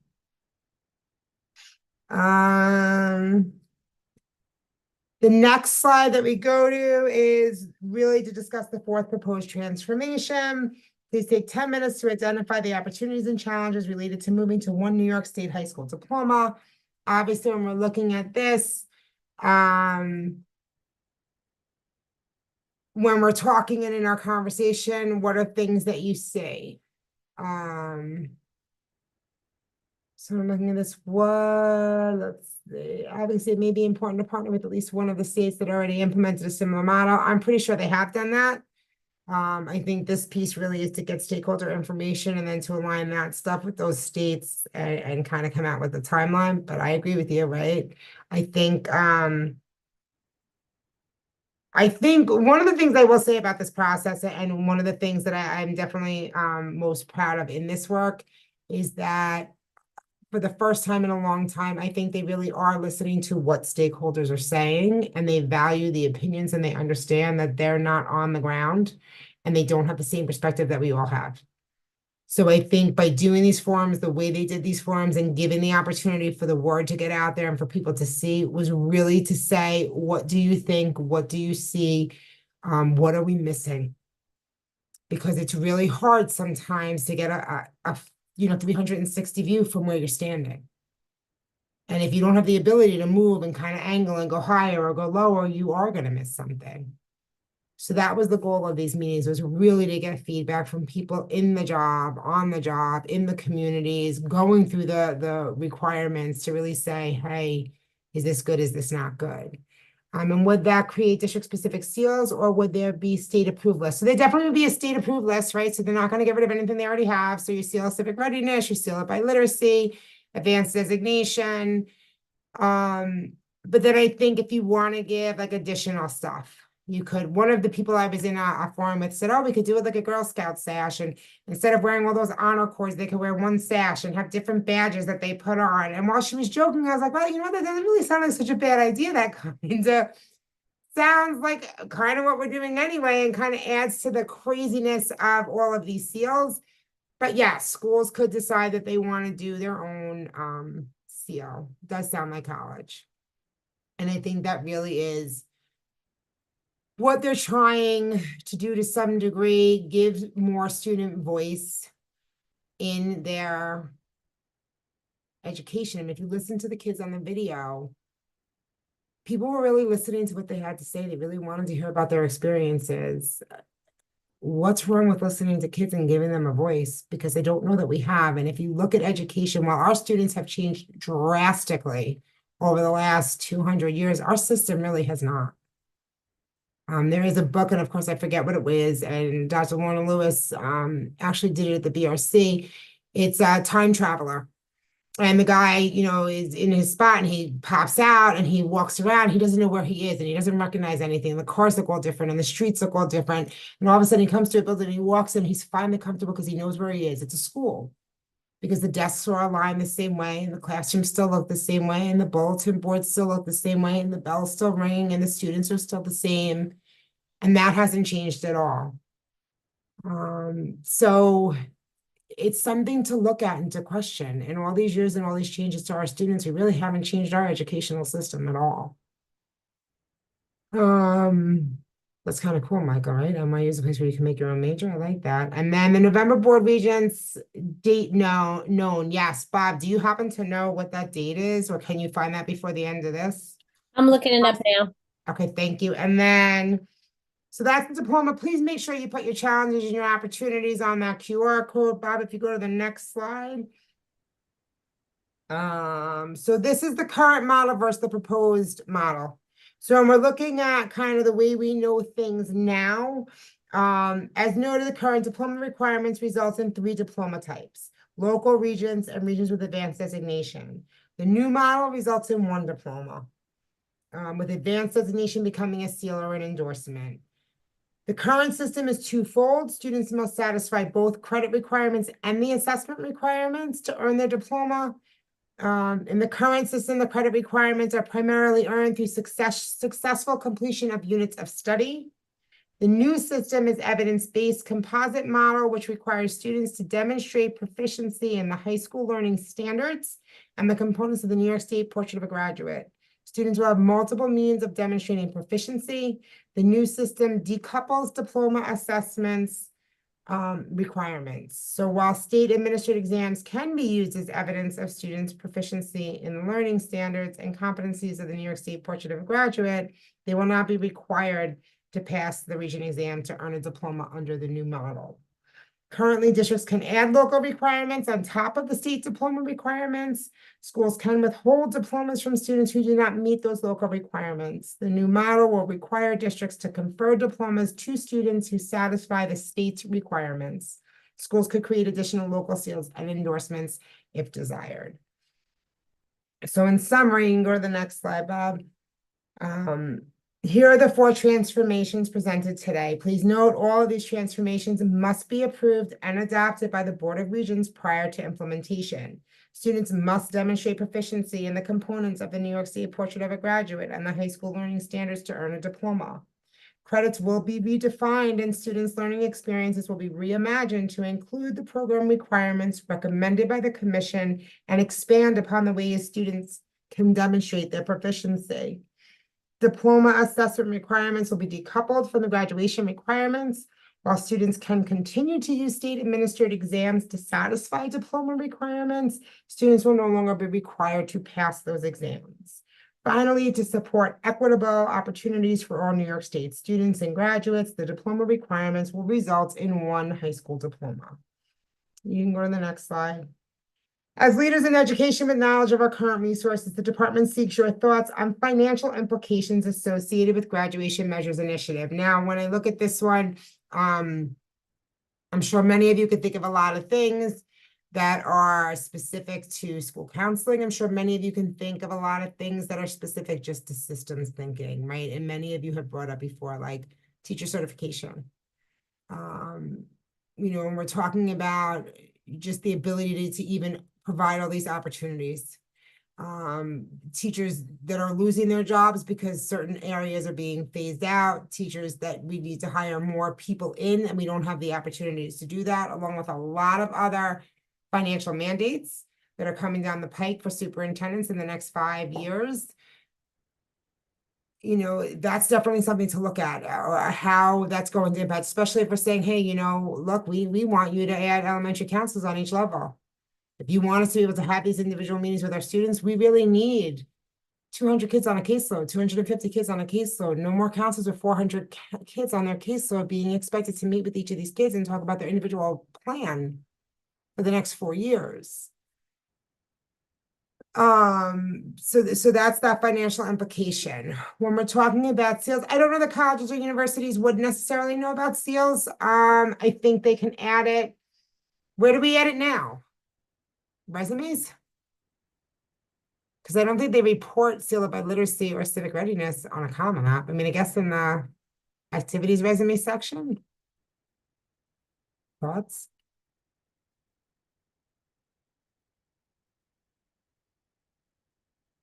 Yeah, I think that really kind of will be up to the students to let them know. Lisa, thank you so much. If you didn't see, the Board of Regents meeting is November 4th and 5th. It is 2 days. There is a link. That link is provided on State Ed's website. If you Google New York State Board of Regents, you can find what you need. Okay, and seals go on the transcripts now. I think that's a local, again, I think that's a local decision because I don't know if our seals are honors. I have to look at it.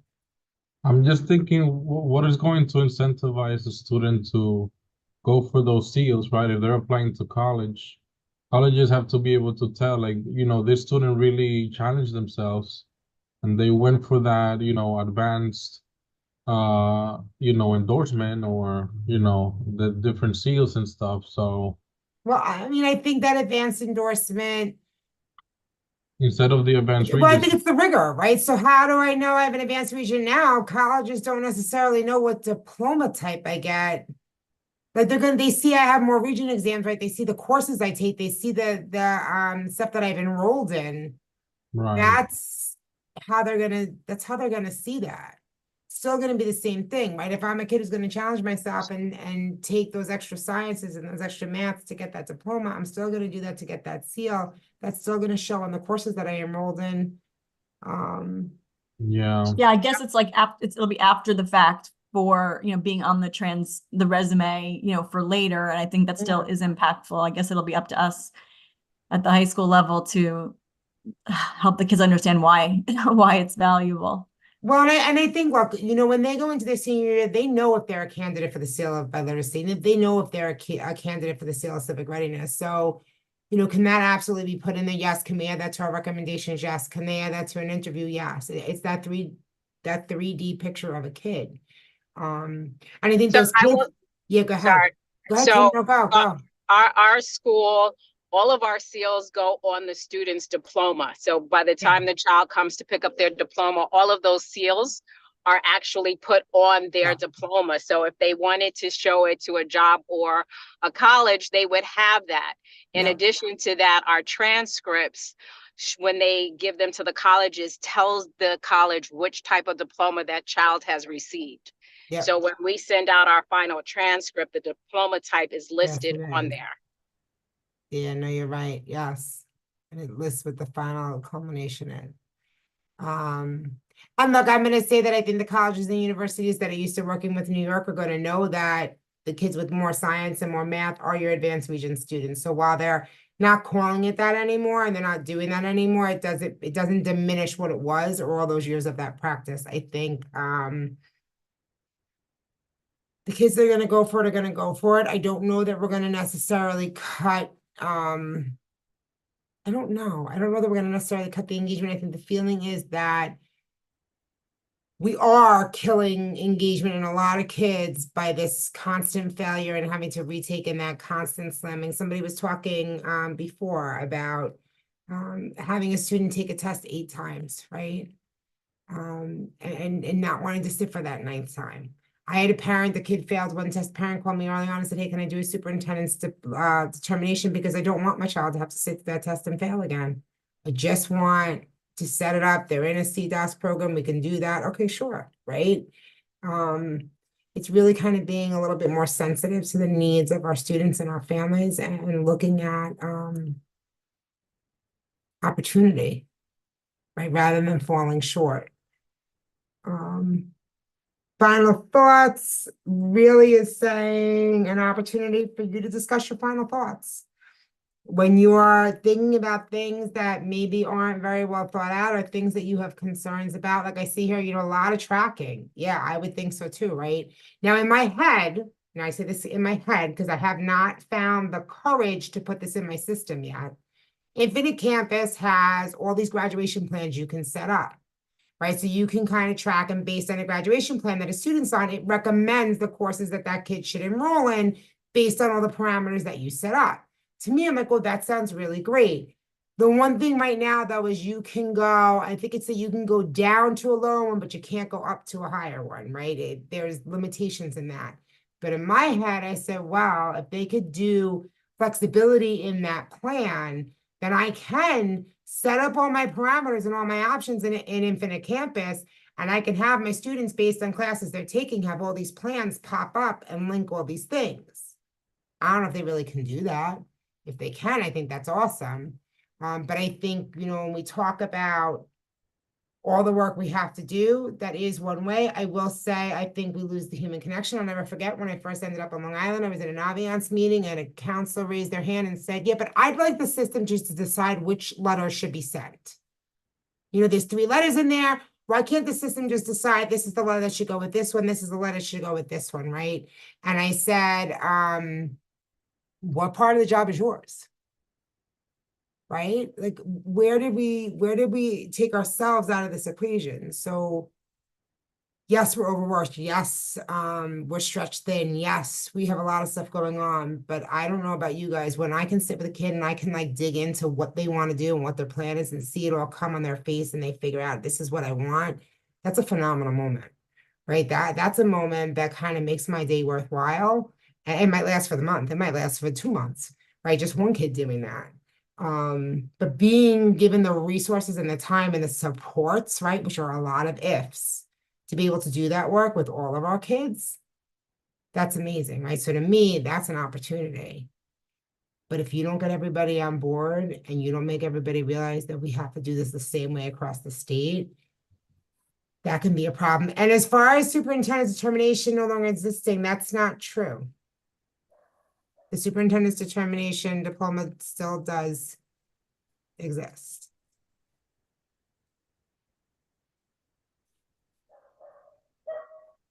What's next? They're going to get all the stakeholder feedback that they've been getting through these meetings. They're going to compile it all. They're going to continue that stakeholder engagement right up through the end of October. They're going to pull all their stuff together and they're going to do that full plan presented to the Board of Regents in November with a rollout plan, including timelines.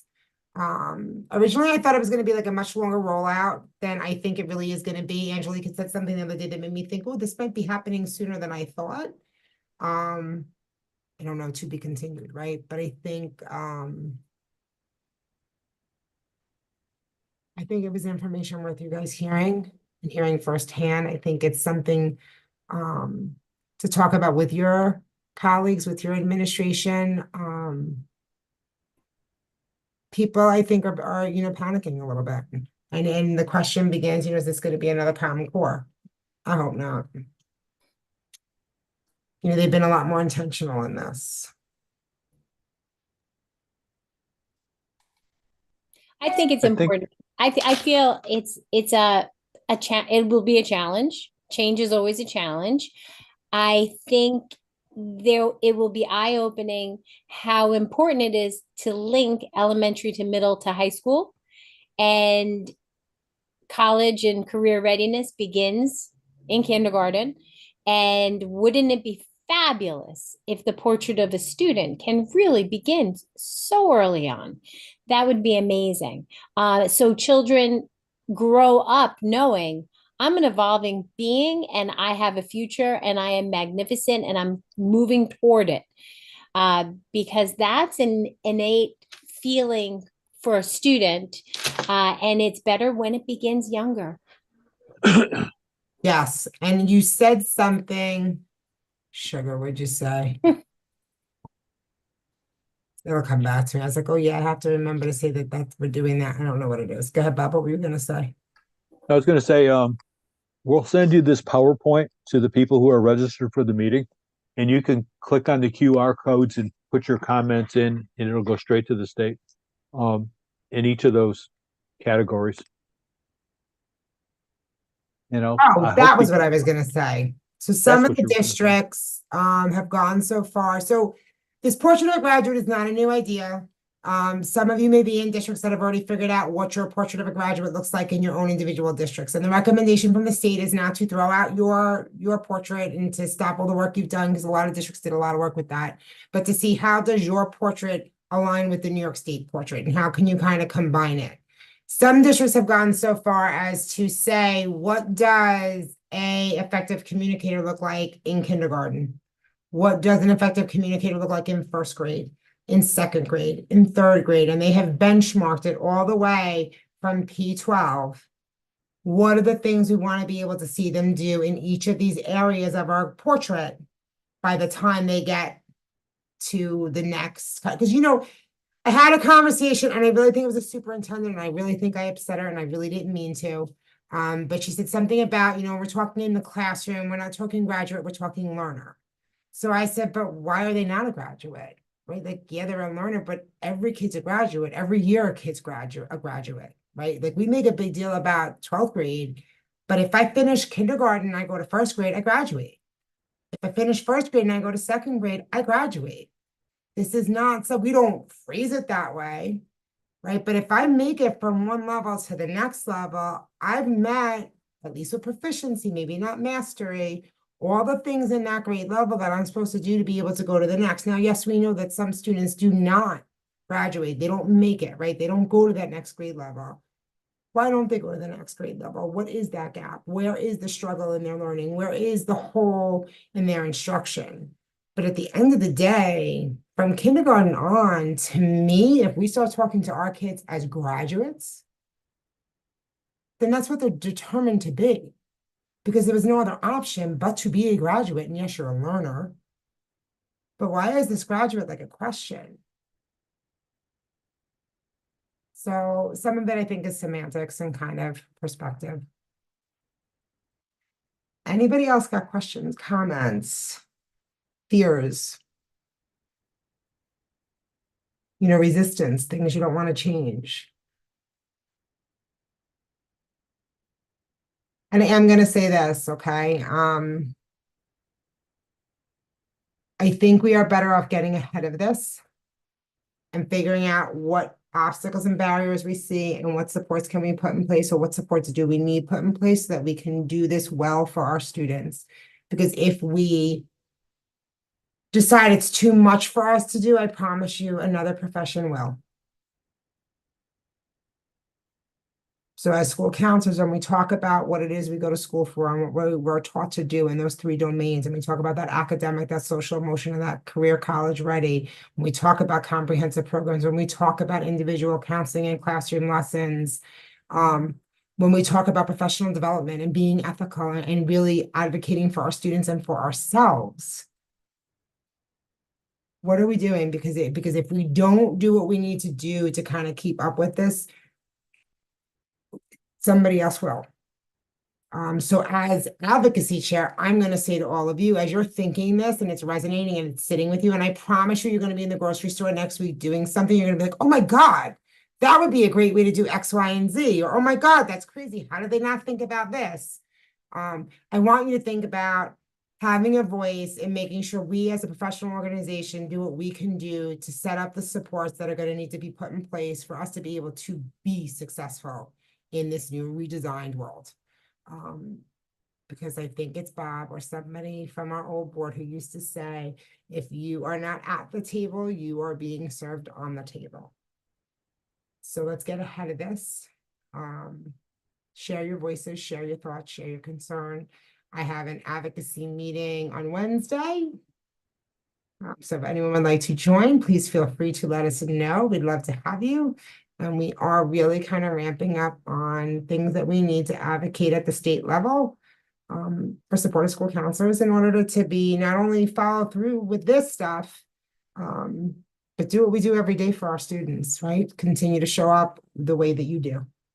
And I thank you guys for the way that you do that, because students are better because of you. And I hope you know that.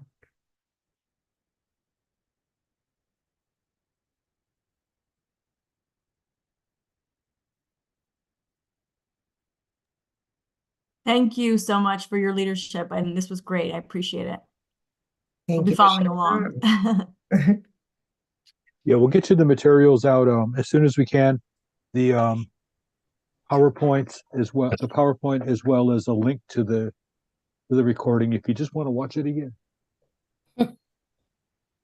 Have a great evening. Thank you, Kelly. Thank you guys. Thank you, everyone. I stayed on time. Look at that. Not bad. All right, I'll talk to you later.